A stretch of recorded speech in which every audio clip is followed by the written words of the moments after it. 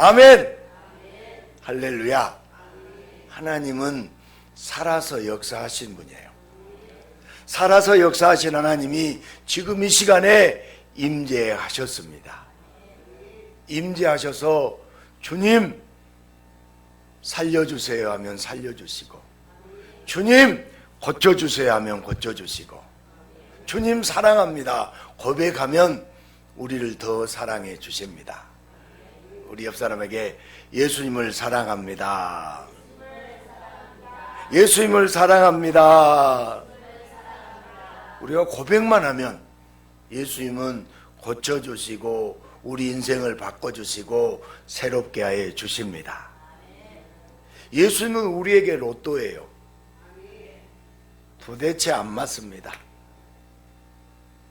내가 적은 번호와 하나도 안 맞아요.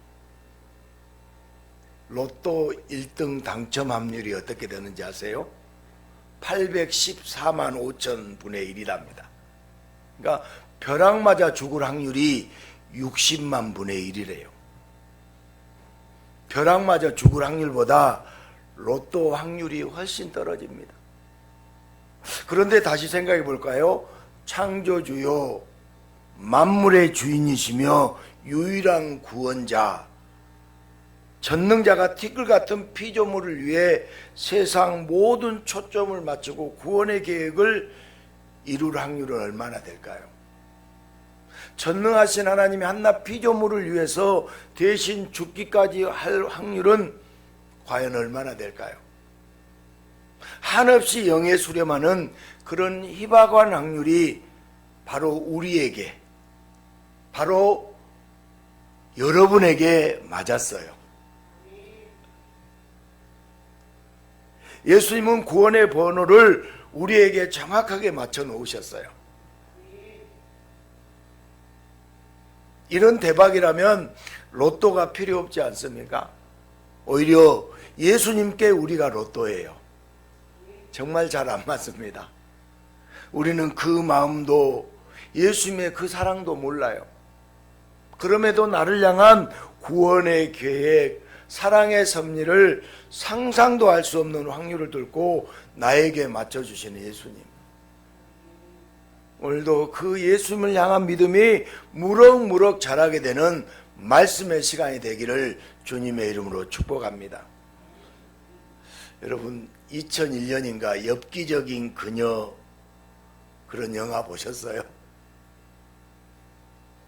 산 정상에 올라가서 소리 지르는 여자 주인공의 대사 생각나세요? 견우야! 간절히 소리 지르면 그 간절함이 전달될까요? 그러나 아무리 소리 질러도 원하는 응답이 없는 세상은 야속하기만 합니다. 사람들이 소리를 막 지를 때는 언제예요? 뭔가 간절할 때 소리 지르잖아요. 답이 보일 것 같을 때 소리 질러요. 답답한 상황에서 어떤 길을 찾을 수 있을 것 같을 때 크게 소리 지릅니다. 하지만 세상의 벽 앞에서 가졌던 확신과 믿음은 어느새 흩어져 버리고 실망한 사람들은 각자 살아가는 현장에서 무의미한 소리만 지르고 있습니다. 화이팅하고 소리를 지르지만 그냥 한번 질러보는 수준이에요. 다시 한번 일어나 보자고, 다시 한번 힘을 내보자고 힘껏 소리 질러보는데 그냥 소음만 무성할 뿐 여기저기 소리 질러봤자 응답도 없고 해결도 없고 의미도 아무것도 없는 것 같습니다. 오늘 성경에도 소리 지르는 자들이 나타나요. 앞을 보지 못하는 두 맹인이 예수님의 소문을 듣고 와서 우리를 불쌍히 여겨달라고 예수님의 이름을 부르며 소리를 지르고 있습니다. 그런데 예수님이 이상하게 말씀하십니다. 내가 이 일을 할 수 있을 것 같으냐?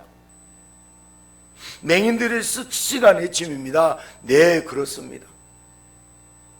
예수님도 그들이 불쌍하신지 그들의 눈을 만지시면서 니들 믿음대로 됐으면 좋겠다 그렇게 말했더니 우와, 정말 맹인들의 눈이 밝아져서 보게 되었어요. 예수님이 말씀하십니다. 아무에게도 알리지 말라. 왜 알리지 말라고 하셨을까요? 사람들이 마구 몰려오면 여간 골치 아픈 것이 아닙니다. 그리고 예수님이 또 이런 일을 할 수 있을지 자신이 없어 보입니다.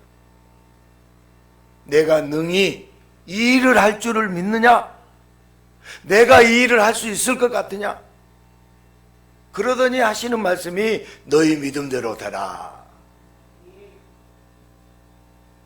이런 자신 없는 말씀 대신에 눈을 뜰지어다 이러셔야 하는 것 아니에요? 혹시 크게 소리친 두 맹인의 간절함, 낫기를 원하는 강한 염원이 눈을 뜨게 한 건 아닐까요? 예수님이 아무에게도 알리지 말라고 자신 없게 말씀하시고 지켜보던 바리새인들도 귀신의 힘을 빌린 거라고 비아냥거리고 있습니다. 그러니까 오늘의 교훈은 귀향이면 자신 있게 확신으로 소리 지른다면 자신 없던 예수님도 기적을 행하실 만큼 놀라운 일이 일어난다? 이렇게 정리하면 어떻겠습니까? 그런 의미에서 자신 있게 확신을 가지고 다 같이 소리 지르고도 이상하죠. 도대체 오늘 성경은 무엇을 말씀해 주시려는 건지 한번 들어보겠습니다. 하나님은 사람에게 다 주셨어요. 하나님은 인간에게 모든 걸 다 주셨습니다. 세상을 창조하시고 인간에게 모든 걸 다 주셨어요. 전능자의 권세와 지위까지 아낌없이 나눠주셔서 인간은 피조물임에도 하나님의 형상을 지닌 하나님의 자녀가 되어서 창조한 세상을 다스렸습니다. 그래서 인간은 하나님께 소리 질렀습니다. 기뻐서 소리 질렀고 좋아서 소리 질렀고 감사해서 소리 질렀어요. 하루 종일 찬양과 경배로 하나님께 소리 질렀습니다. 그런데 얼마 못 가서 소리가 이상하게 변했습니다. 에이, 왜 선악과는 안 되는데요? 하나님이 다 주셨는데 단 하나, 그 하나 때문에 인간은 하나님을 향해 전능한 건 맞아요? 왜 선악과는 안 줘요? 이상하게 소리 질렀습니다. 그리고 결국 하나님께 대한 믿음이 깨지고 선악과를 따먹고 타락한 인간은 서로에게 삿대질을 하고 비난의 소리를 지릅니다. 아담이 하와에게 했던 것처럼, 하와가 뱀에게 했던 것처럼 나는 잘못한 것이 없고 너만 잘못했다고 소리를 질러요. 이 세상에서 목소리 큰 사람이 이긴다며 타락한 인간들은 핏대를 세우면서 자기 주장만 내세우는 불쌍한 존재들이 되어버렸습니다. 꽥꽥 소리 지르면서 시끄럽게 살아가는 이 세상입니다. 그러나 소리 지르는 대상이 잘못되었기 때문에 세상이 시끄러워진 거예요. 소리 지르는 대상이 올바르면 오히려 세상은 행복해집니다. 예수님은 맹인들이 소리 지를 때 이미 흡족해 하셨어요. 왜냐하면 죄인들이 구원자로 오신 예수님 자신을 향해 소리 지르는 것을 예수님은 매우 좋아하시기 때문이에요. 예수님은 죄인들을 살리기 위해서 이 땅에 오셨기 때문입니다. 두 맹인은 예수님을 향해서 다윗의 자손이여 우리를 불쌍히 여기소서 하고 소리 질러요. 예수님이 좋아하는 말을 어디에서 듣고 왔는지, 그들의 진짜 고백인지 두 맹인은 예수님 향해 크게 소리 지릅니다. 다윗의 자손은 메시아를 상징하는 말이에요. 두 맹인은 예수님을 메시아로 곧 구원자로 고백했어요. 그리고 예수님이 내가 능히 이 일을 할 줄을 믿느냐? 이렇게 물으실 때 예수님이 자신 없게 말씀하시는 것이 아니라 내가 메시아고 내가 구원자임을 믿느냐 하는 말로 듣고 주여 그러하오이다 하면서 예수님께 믿음으로 대답했어요. 그리고 예수님은 너희 믿음대로 되라. 할렐루야. 그들의 육신의 눈도 영의 눈도 밝아져서 예수님을 보게 하셨어요. 두 맹인이 소리 지를 때 저 죄 때문에 눈이 보이지 않습니다. 저에게 예수님이 필요합니다. 나에게 예수님이 필요합니다. 이런 고백이 숨어 있어서 예수님은 흡족해 하신 거예요. 물론 처음에는 두 맹인이 그저 눈이 낫고 싶은 마음에 예수님을 찾아왔을 수도 있습니다. 그러나 예수님이 그들의 눈을 밝게 해주셨을 때 모르고 소리질렀던, 알고 소리질렀던 예수님을 향한 외침 속에 죄인이라는 고백이, 예수님이 필요하다는 고백이 있었다는 것을 알게 되었어요. 다윗의 자손이여 불쌍히 여기소서. 따르세요. 다윗의 자손이여 불쌍히 여기소서. 이 말은 무슨 말이냐면, 나는 죄인입니다. 우리는 죄인입니다. 우리를 살려주소서. 이런 의미가 있어요. 우리를 살려주셔서 우리가 죄인입니다. 이렇게 할 때 예수님은 내 죄로 죽어라 하지 않으시고 그 죄인을 덥석 안아주세요. 자기가 죄인이라고 고백하며 구원자 예수님께 나오는 것을 죄인을 위해 오셨기 때문에 예수님은 가장 기뻐하십니다. 맹인이 물러가자 사람들이 말 못하는 자를 또 데려왔습니다. 수동적으로 끌려온 것이 아닙니다. 소리 질렀던 두 맹인이 고침받은 것을 보고는 나도 데려가 달라고 손짓 발짓으로 소리 질렀어요.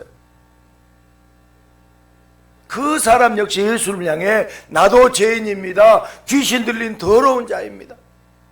애통하며 몸으로 소리 질렀습니다. 성경에 이런 얘기 없어요. 아마 그랬을 거라는 추정입니다. 지금 성경은 죄인이라고 고백하는 자들을 예수님은 불쌍히 여기셔서 고쳐주시고 구원해 주시는 똑같은 패턴이 기록 중이에요. 예수님을 향하여 불쌍히 여겨달라고, 나는 죄인이라고, 주여 나를 살려달라고 그렇게 소리 지르며 고백하는 자들을 예수님은 춤을 추며 환영할 만큼 기뻐하시고 즐거워하세요. 여러분은 의인입니까? 죄인입니까? 여러분 죄인이라고 고백해야 돼. 어떤 죄인이라도, 어떤 부족한 자라도 예수님이 필요합니다. 소리 지르고 나오면 예수님은 모든 죄를 다 씻어주시고 부족한 걸 다 채워주세요. 예수님은 전능하신 하나님이십니다. 그래서 예수님은 완전하십니다. 예수님은 그 완전한 의를, 넘치는 사랑을 어떤 죄인에게도 나눠주고 싶어서 하늘 보좌를 버리고 인간의 모습으로 이 땅에 내려오셨어요.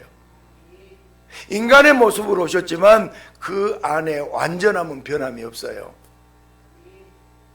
그리고 나는 부족하다고, 나는 더럽다고, 나는 죄인이라고 믿음으로 고백하는 자들에게, 예수님께 소리지는 자들에게 그 사랑을, 그 완전한 의를 충만하게 넘치도록 부어주십니다. 그러니까 우리가 해야 할 기도는요, 나는 죄인입니다. 나는 예수가 필요합니다. 죄인의 부족함을 완전하게 해주실 유일한 구원자는 오직 예수 그리스도뿐입니다. 그런데 예수님께 믿음으로 소리지르는 자가 있는가 하면 예수님께 의심과 미움과 증오로 소리지르는 자도 있어요. 바리새인들이 이렇게 말했습니다. 그가 귀신의 왕을 의지하여 귀신을 쫓아낸다. 즉 예수 저자는 귀신이 보낸 자이고 메시아가 아니라 귀신의 똘만이다. 누가 그랬다고요? 바리새인들이 그랬어요. 바리새인들의 눈에는 땀과 눈물이 서리도록 열심히 종교생활하는 자신들을 몰라보는 예수, 율법으로 의와 선을 쌓는 자랑스러운 자신들을 향해 축복의 소리를 지르지 않는 멍청한 예수는 절대 메시아가 아니었어요. 이렇게 어떻게 죄로 눈이 먼 자들을 금식도 없이 헌금도 하지 않고 소리 한번 질렀다고 눈을 뜨게 해주느냐? 어떻게 귀신 들려 말 못한 자를 참회의 시간도 없이 그냥 고쳐줄 수 있느냐? 즉시 고쳐주고 복을 주려면 늘 복받을 준비가 되어 있는 바리새인들 자신들에게 주어야 상식적이지 않느냐. 바리새인들은 맹인의 눈을 뜨게 하고 귀신 들려 말 못하는 자를 고쳐준 예수님 향해 율법에 맞지 않는다고 손가락질하며 소리 질렀습니다. 결국 예수님은 죄인이라고 고백하며 소리 지르는 죄인들이 아니라 십자가에 못 박으라고 소리 지르는 자칭 의인들에 의해서 죽임을 당하셔야만 했습니다. 그럼에도 예수님은 의인인 척하며 예수님을 죽이는 죄인까지도 다시 예수님께 죄인이라고 소리 지르면서 믿음으로 고백하기만 하면 다 용서해 주시고 다 구원해 주고 싶어 하세요. 여러분 사도행전 6장 7절 말씀을 한번 봐보겠습니다. 같이 읽습니다. 시작.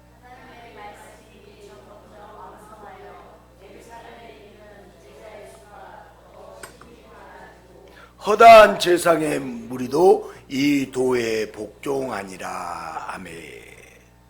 예수님이 죽으시고 사흘 만에 부활하셔서 하늘로 올라가신 후 예수님을 믿는 자들의 수가 급격하게 늘어났습니다.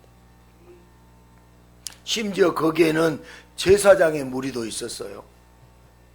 그런데 그 제사장들이 어떤 자들입니까? 예수님을 십자가에 못 박은 핵심 인원들이 바로 제사장들이에요. 그러나 내가 죄인이라고 소리 지르며 믿음으로 고백하기만 하면 예수님을 죽인 자들까지도 예수님의 제자가 되었습니다. 어떤 죄가 있더라도 구원해 줄 뿐만 아니라 제자 삼아 주시려고 그렇게 예수님은 십자가에 못 박히면서도 죄인들을 위해 소리를 지르셨어요. 우리 누가복음 23장 34절도 한번 보겠습니다. 이에 예수께서 이르시되 아버지 저들을 사하여 주옵소서 자기들이 하는 것을 알지 못함이니라 하더라. 그들이 그 옷을 나눠 제비 뽑을세. 아멘. 아버지 저들을 사하여 주옵소서 자기들이 하는 것을 알지 못함이니라. 예수님께 소리 질렀던 두 맹인과 말 못하는 사람이 완전히 고침받았을 때 사람들은 놀랍게 여겼습니다. 놀랍다는 말은 이해가 안 된다는 말이에요. 그러나 사람들이 이해할 수 있으면 그건 전능하다고 할 수 없습니다. 예수님은 머리로 이해할 뿐이 아니라 온 마음과 온 영혼으로 사랑해야 하는 분이에요. 여러분 예수님이 이해가 안 됩니다. 그리고 예수님은 사랑하는 자에게 반드시 가장 좋은 걸 주시는 분이에요. 예수님이 이해가 안 간다. 예수님이 납득이 안 된다. 예수님이 이해가 안 되죠. 예수님이 납득이 안 되죠. 예수님을 향해서 소리를 지르고 싶은가요? 만약 예수님이 인간 하나하나를 따지고 든다면 어떻게 될까요?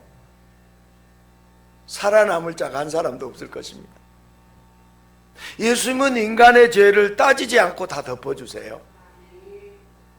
그런 보혈의 사랑을 어떻게 머리로 이해하겠습니까?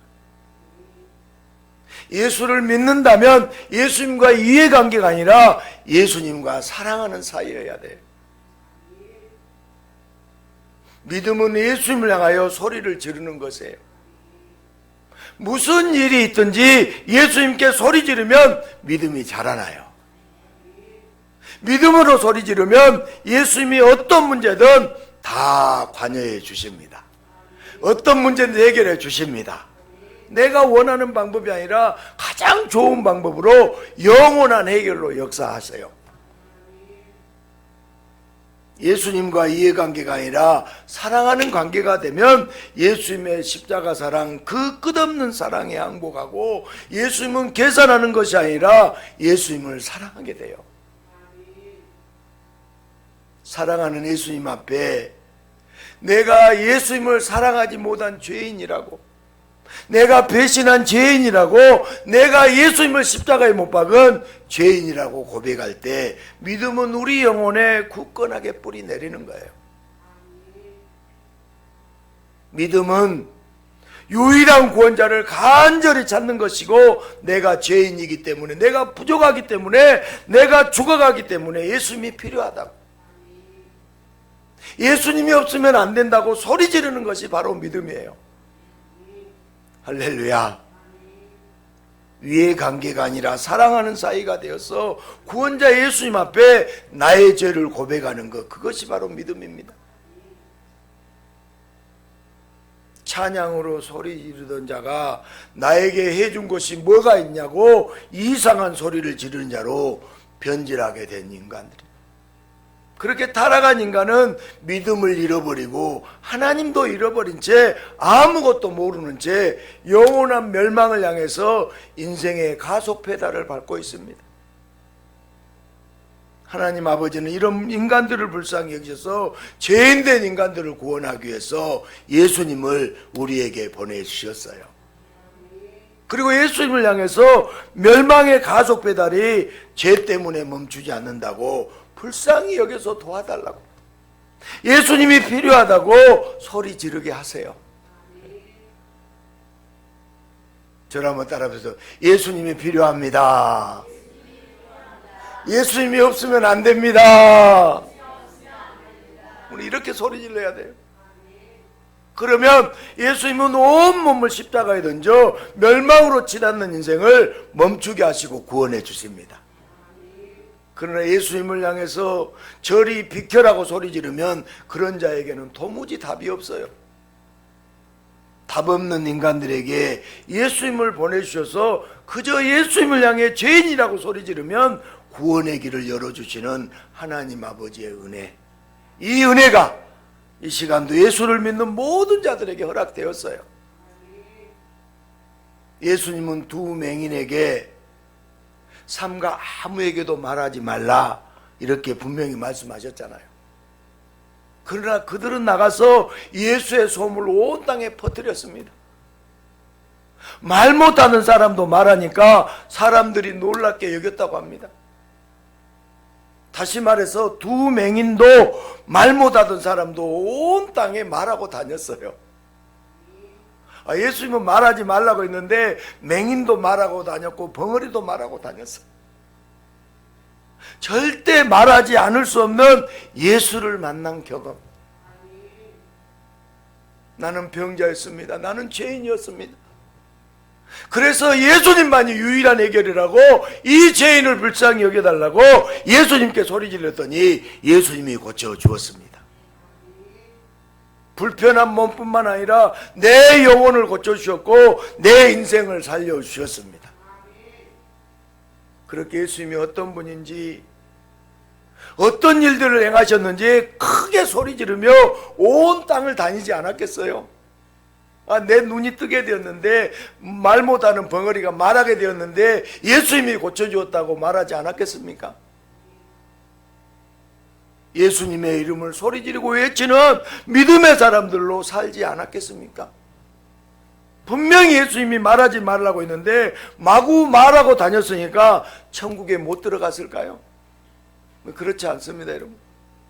예수님이 어떤 분인지 소리 지르고 다닌 자들은 모두가 다 천국에서 큰 소리로 찬양하고 있습니다. 세상에는 두 부류의 사람이 있어요. 한 부류는 사랑하는 예수님께 죄인이라고 고백하며 예수님이 필요하다고 소리지르는 사람들이 있습니다. 또 다른 부류는 나 정도면 잘 살아왔는데 왜 복을 안 주냐고 이해할 수 없는 예수님에게 멍청한 예수는 필요 없다고 소리지르는 사람들이 있어요. 이미 성경에 두 부류가 나타나 있어요.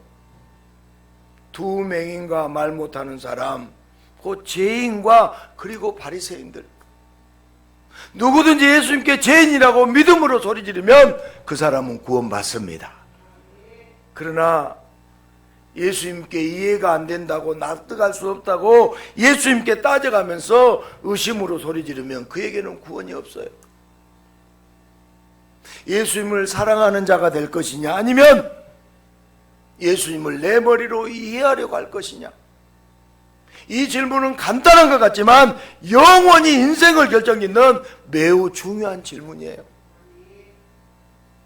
여러분, 예수님을 사랑할 것이에요? 예수를 내 머리로 이해하려고 하고 있습니다. 무조건 사랑해야 돼. 예수를 사랑하는 성도는 소리지는 사람이에요. 어떤 소리를 지를 것인가 이해가 안 된다고, 납득이 안 된다고 이런 소리 지르고 싶어요? 아니면 사랑한다고, 예수님 사랑한다고. 두 맹인과 말 못하는 사람에게 예수님은 너희 믿음대로 되라, 너희 믿음대로 되라고 말씀하셨습니다. 솔직히 우리는 믿음이 없어요. 성도는 믿음이 없습니다.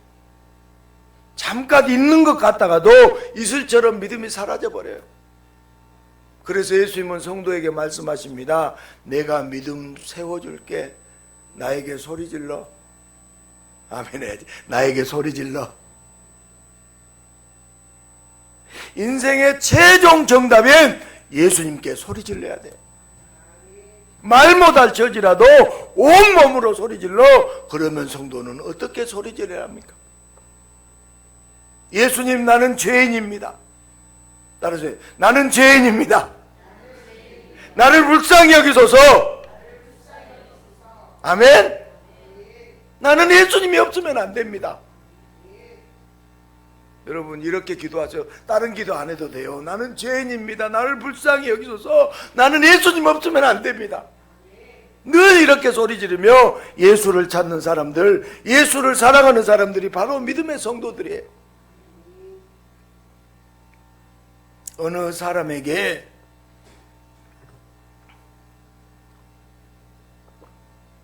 물에 빠져 죽을 뻔했던 것을 살려준 생명의 은인이 있었습니다. 너무 감사해서 평생 은인으로 모시겠다고 몇 번이나 인사를 했고, 금전적으로도 지나칠 정도의 충분한 보상을 했습니다. 그런데 이 은인이 10년이 지나고 20년이 지나고 30년이 지났는데도 만날 때마다 내가 널 살려줬다고 생생낸다면, 이럴 때 드는 생각, 같이 늙어가는 처지에 언제까지 우려먹을 건데. 그런데 이것이 예수님을 향한 우리들의 모습입니다. 예수님은 우리를 한 번 살려준 것이 아닙니다.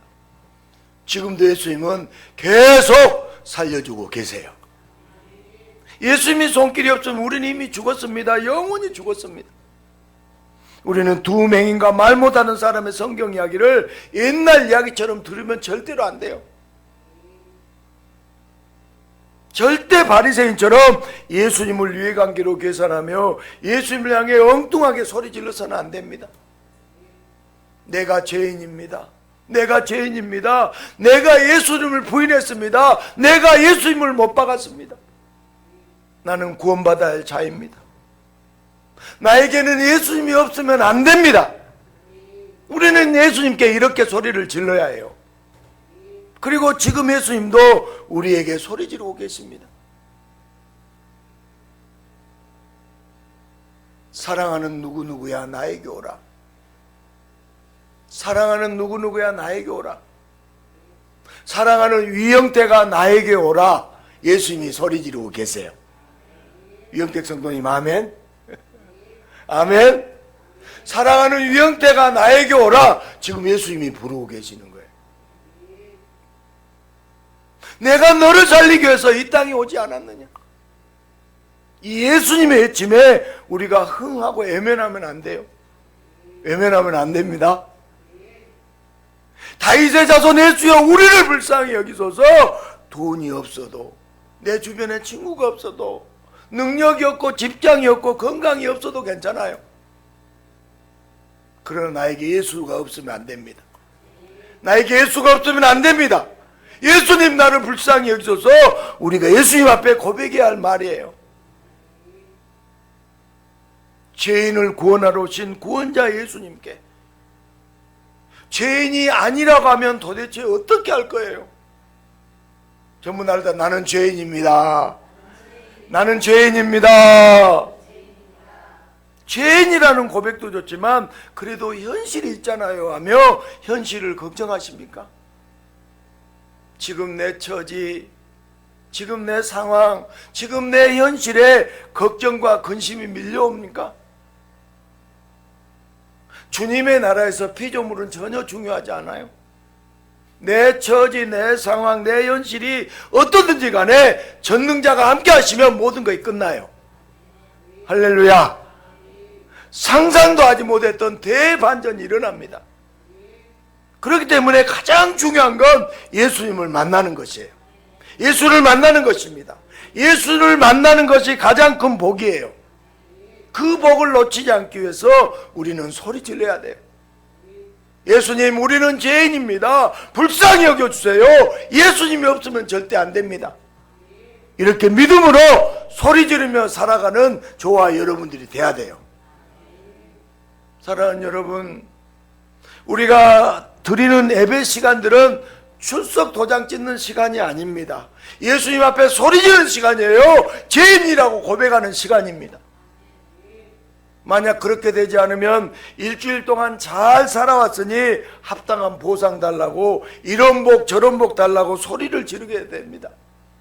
그리고 내가 원하는 복이 주어지지 않으면 예수님께 귀신 들렸다고 소리 지른 바리새인처럼 예수님을 향하여 너무한다고 소리 지르는 미련한 자가 됩니다.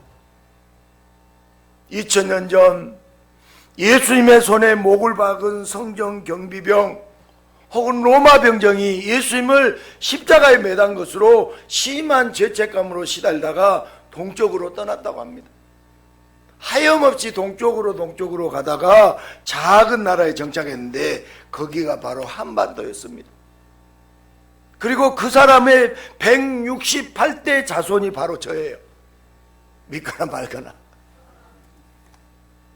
부연해서 설명하자면 예수님의 손에 못 박은 사람은 찜찜했지만 어쩔 수가 없었잖아요. 돈을 벌어야 했기에 먹고 살기 위해서 어쩔 수 없이 했어요. 왜 제가 그 사람의 168대 손이냐면 저 역시 살다 보니까 어쩔 수 없어요. 먹고 살기 위해서 어쩌다가 어느새 예수님을 부인하고 예수님을 손에 못 박은 것보다 더 심한 짓도 하고 살기 위해서 어쩔 수 없이 그렇게 살고 있다고. 그래서 오늘도 죄인입니다. 나는 죄인입니다. 오늘도 예수님께 못 박으며 예수님을 죽이고 있는 죄인. 그런데 기가 막힌 것은 예수님은 죄인을 위해서 이 땅에 오셨고 죄인을 위해서 죽으셨고 죄인을 위해서 부활하셨기에 예배 때 죄인의 고백을 하면 예수님은 믿음대로 그에게 필요한 만큼 모든 것을 충만하게 주십니다. 앞으로 우리의 예배가, 우리의 모든 기도가 예수님 앞에 죄인의 고백이 되기를, 그래서 영원한 복의 주인공으로 사시기를 예수님의 이름으로 축복합니다.